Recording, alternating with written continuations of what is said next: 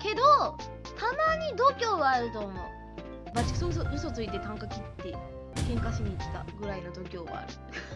友達がマジ知らねえ中学生にからかわれてて、真っピンクと紫のしましま模様の胸に私の名前フルネームで書かれてるスクール水着着て、その時小学生だったんだけど、ずんぐりむっくりなんだけど中学生って言いながら喧嘩売りに行った。服装見なければかっこいい。